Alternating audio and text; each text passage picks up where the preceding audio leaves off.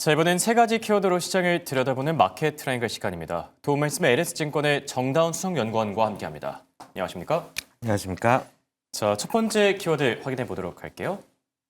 첫 번째 키워드는 5,100입니다. 코스피 지수 정말 대단합니다. 박수라도 치고 싶은 그런 마음인데 사상 처음으로 4,700에 안착을 했고 이제 올해 목표치로 5,100을 또 제시했다라고 들었는데 굉장히 신중하게 좀 제시를 하는 걸로 알고 있는데 5,100이라는 숫자 어떤 의미를 갖고 있는 걸까요?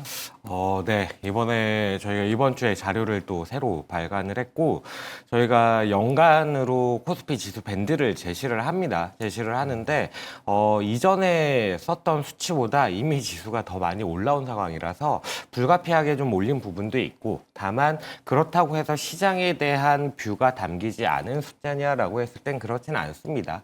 저희는 5,100이라는 숫자가 말씀하셨듯이 시장이 워낙 빠르고 가파르게 올라오다 보니까 4,700에서 뭐 한 400포인트 정도 밖에는 남지 않은 수치 아니냐라고 얘기하실 수는 있는데, 저는 그럼에도 불구하고 여전히 시장이 낙관적인 환경에 있다라는 것을 보여드린다는 것에 조금 더 초점을 맞춰 주십사 말씀을 드리고 있습니다.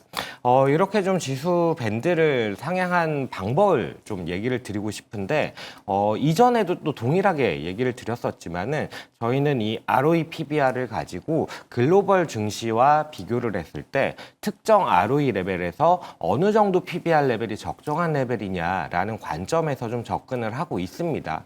그러다 보니까 지금 올라온 ROE 레벨에서 저희는 좀 정교화하기 위해서 중복 상장 효과를 좀 제거를 한 다음에 그 ROE 레벨이 저희가 우리나라가 한 12.6% 정도가 되거든요.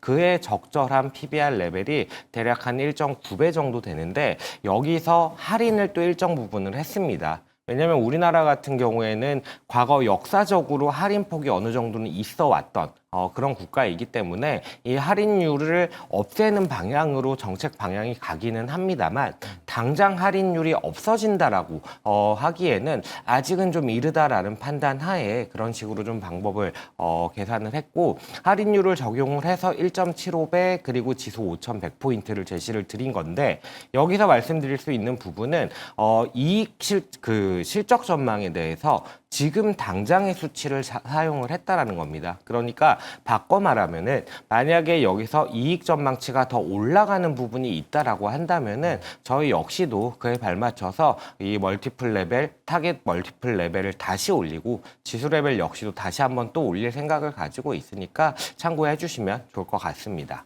네. 그럼 방금 전에 할인율에 대한 얘기를 해주셨는데 우리 증시와 뭐 글로벌 증시 뭐 상황을 비교했을 때 할인율에 대한 얘기 조금 더 해주시면 좋을 것 같거든요. 네, 우리나라가 일반적으로 할인을 받아오는 나라입니다. 왜 할인을 받아오냐라고 했을 때에는 크게 두 가지 정도를 말씀을 드릴 수가 있을 것 같은데, 한 가지는 이제 말씀드렸던 대로 좀 중복 상장 이슈가 있는 부분이 있다라는 거고, 또 다른 하나는 산업 구조적으로 우리나라는 시클리컬의 성향이 상당히 강합니다. 뭐 반도체가 이제는 시클리컬이 아니다라는 얘기를 일부에서는 하고 있는 상황이기는 합니다만, 어쩔 수 없이 시클리컬적인 성격을 가지고 있는 업종이다라고 생각을 하고 있고, 그리고 또 일단 지금까지는 그런 모습을 보여왔었는데, 그러다 보니까 우리나라는 할인을 꾸준히 받아왔고, 지금 제가 좀 강조드리고 싶은 부분은 저 화면에서 보이는 그림에서 네. 파란색 영역이 할인이라고 보시면 될 것 같은데, 마이너스 영역으로 가면은 그 적정한 레벨에서 우리나라 증시가 그만큼 더 크게 할인을 받고 있다라는 예. 얘기입니다. 근데 25년도 한 10월, 11월 정도 데이터를 살펴보시면은 이게 할인율이 축소되다가 다시 늘어나는 모습을 그렇네요. 보여주고 예. 있습니다. 그만큼 ROE가 개선되는 것 이상으로 지수가 올라간 게 아니라 ROE가 개선되는 것만큼도 사실은 PBR이 올라가지 못했다라는 얘기를 드릴 수가 있는 거고, 그러다 보니까 제가 말씀을 드렸던 지금 시점에서 이익 컨센서스가 더 올라가지 않는다고 하더라도 목표 지수를 충분히 상향할 여지가 있다는 부분에 저희는 방점을 두고 좀 자료를 쓰거나 말씀을 좀 드리고 싶은 부분이 있고요. 저희가 생각했을 때 저 차트상으로 보이다시피 우리나라의 할인율은 대략 한 35% 정도 되는 상황이고, 과거에 이제 제가 글로 좀 써놓기는 했습니다만은 저 때 당시가 실제로 할인율이 한 10%포인트 감소를 적용을 했었는데 이번에도 똑같은 레벨 정도를 적용을 해서 한 18% 정도의 할인을 받는다라고 가정을 했을 때 저희가 말씀을 드렸던 1.75배 코스피 5,100포인트 정도를 제시를 드릴 수가 있을 것 같습니다. 네. 코스피 5,100을 이제 설정하게 된 배경에 대해서 설명을 해주셨는데 5,100까지 정말 400포인트밖에 남지 않은 상황이거든요. 그 과정까지 섹터 대응은 좀 어떻게 하는 게 좋을까요? 섹터 대응에 대해서는 저희는 여전히 좀 바벨 전략에 대해서 말씀을 드리고 있습니다. 이게 사실은 2024년에도 그렇고 5년에도 그렇고 올해도 마찬가지의 얘기를 좀 드리는 거라서 약간은 피로도가 있는 전략일 수는 있겠습니다만 시장 자체가 좀 그런 색깔로 움직이다 보니까 그렇죠. 저희는 불가피하게 네. 좀 그렇게 말씀을 드리고 있고 성장단에서는 저희는 IT와 자동차 업종에 대해서 좀 말씀을 드리고 있습니다. 다소간의 이 과열 완화라는 부분은 과열을 좀 냉각시킨다라는 부분은 필요할 수 있습니다. 워낙 좀 단기간에 주가가 급등했던 부분이 있기 때문에 그런 기간은 필요하겠으나 앞으로의 추가적인 상승 동의는 무엇이 될 것이냐라고 했을 때 저희는 이전에도 꾸준히 말씀을 드렸지만 트럼프 대통령이 압박을 받았을 때 이 어포더빌리티라는 부분들을 건드려줘야 된다. 그랬을 때 소비에 대한 부분, 소비 여력에 대한 부분을 건드려 줄 것이고 그랬을 때는 소비에 대한 기대감들이 조금은 올라올 수 있다라는 관점에서 추가적으로 IT나 아니면은 자동차 쪽에 실적 기대치가 올라올 수 있고 그랬을 때에는 이 업종들의 추가적인 상승 여력이 발생을 하지 않을까라는 관점에서 말씀을 드리고 있고 바벨 전략의 한쪽 끝을 이제 밸류에이션 쪽으로 잡고 있는데 밸류에이션 쪽을 잡을 때에는 사실 업종 단에 있어서의 이야기는 약간은 좀 무의미해지는 부분들이 있습니다. 이 밸류 지표라는 것 자체가 뒤에서도 말씀을 드리겠지만은 업종 내에서 밸류가 싸냐 비싸냐를 비교하는 게 더 성과가 좋아지는 모습을 보이거든요. 그래서 에너지 소재 업종이 리플레이션 관련해서는 대표적으로 좀 좋아지는 업종인데 우리나라 같은 경우는 과잉 공급 이슈에 좀 시달리고 있는 상황이다 보니까 이 안에서 특정 종목들을 선별적으로 대응해 나가는 게 어떨까라고 좀 말씀을 드리고 있고 관심 종목으로 좀 말씀을 드릴 수 있는 부분은 뭐 현대제철이나 대한유화나 뭐 두산마켓은 완전 에너지 소재 쪽은 아니고 기계 쪽이긴 합니다만 이런 종목들 좀 관심 종목으로 보시면 어떨까라고 생각을 하고 있습니다. 네. 바벨 전략, 그동안 뭐 많이 자주 얘기해 주시긴 했지만 그만큼 또 중요하다는 거겠죠. 성장단에서는 IT와 자동차 쪽으로 좀 더 집중해 보면 좋을 듯 하고요. 자, 두 번째 키워드 체크해 보도록 할게요. 두 번째 키워드는 잉여현금 흐름입니다. 바벨 전략만큼이나 또 강조를 그동안 해주셨던 게 바로 이 잉여현금 흐름인데 최근 해당 기업들의 성과는 어떨까요? 잉여연금 흐름을 기준으로 해서 여러 가지를 측정을 할 수가 있습니다. 뭐 잉여연금 흐름의 밸류에이션을 측정을 한다든지 아니면 잉여연금 흐름이 얼마나 성장해 나가는지를 성장 측면에서 좀 측정을 한다든지 뭐 여러 가지 방법이 있을 수 있는데 밸류 측면으로 보던 아니면은 성장 측면으로 보던 모두 다 성과가 좋은 모습을 보이고 있어서 저희는 뭐 이전에도 말씀을 드렸지만 이번 자료에서도 또 동일하게 잉여연금 흐름에 대해서 강조하는 그런 좀 장표를 넣어서 설명을 드리고 있는데 잉여연금 흐름 관점에서 앞에서도 말씀을 드렸지만은 성장 쪽에 있어서는 업종들이 특정 업종으로 쏠리는 모습들이 많이 나타납니다. 아시는 주도주들, 뭐 반도체라든지 조선이라든지 전력기계라든지 이런 업종들이 대표적으로 좀 선별이 되고 그리고 또 이제 밸류단에 있어서는 약간 업종 내에서 싼 종목들을 더 좋게 봐야 된다라고 얘기를 드렸던 게 성과 측면에서 봤을 때 단순하게 업종을 무시하고 종목을 선별하고 성과를 추적했을 때보다 업종별로 업종 내에서 싼 종목들을 모아서 이 포트폴리오를 구성을 했을 때 성과가 더 좋아지는 모습이 나타난다라는 부분을 좀 특징적으로 말씀을 드리고 싶습니다. 네. 그리고 지난번에 제가 기억하기로 이제 탑 20, 이제 상위 20개 기업을 소개해 주셨는데 그 20개 기업도 좀 그 사이에 달라졌을까요?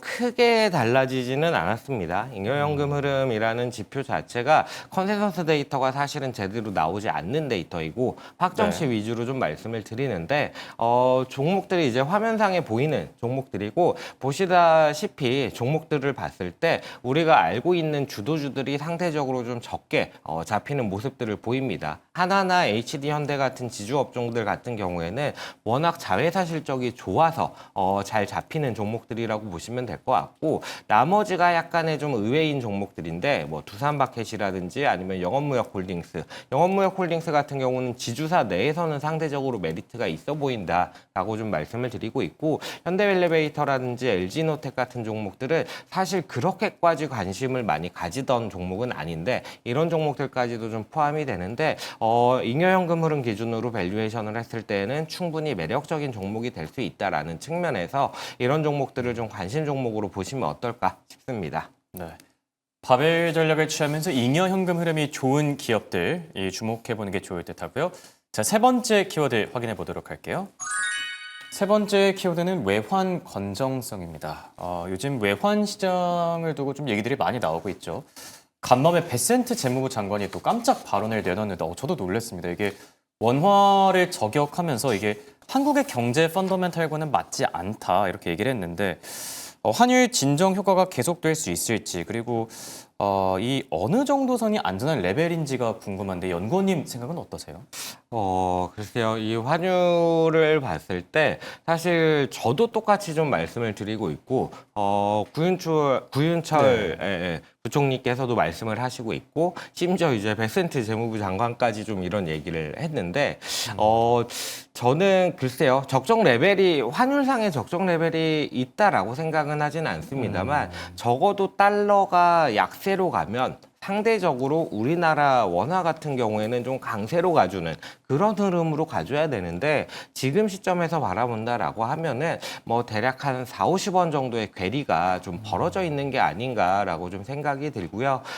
베센트 장관이 얘기를 한 부분이 실질적으로 우리나라 원화 환율에 얼마나 영향이 있을 것이냐에 대해서는 사실은 알 수는 없습니다. 다만 지금 시점을 제가 바라봤을 때에는 펀더멘탈에 대해서는 26년도의 성장이라는 부분을 사실은 조금은 외면하고 있는 상황이었고 그와 더불어서 이제 수급적인 문제가 좀 불거진 상태이고 심리적인 부분을 좀 꺾어줘야 되는 부분들이 있다라고 생각이 드는데 베센트 장관의 이런 발언이 있다면은 충분히 심리적으로는 좀 꺾을 수 있을 만한 요인이 되지 않을까라고 생각을 하고 있어서 저는 뭐 꾸준히 이야기를 드려오는 것처럼 원화 같은 경우에는 상대적으로 좀 강세 흐름 그러니까 하향 안정화라는 부분을 좀 생각을 하고 있다라고 말씀을 드리고 싶습니다. 네.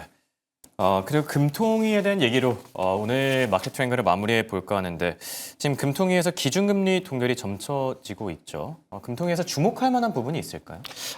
금통위에서 주목할 부분이 아이러니하게도 아이러니한 건지는 모르겠지만 어쨌든 기준금리가 어떻게 될 거냐에 대한 부분보다 이 환율과 관련해서 기준금리에 그렇죠. 대한 생각을 얼마나 많이 드러내느냐에 포커싱을 둬야 되지 않나라고 생각이 됩니다.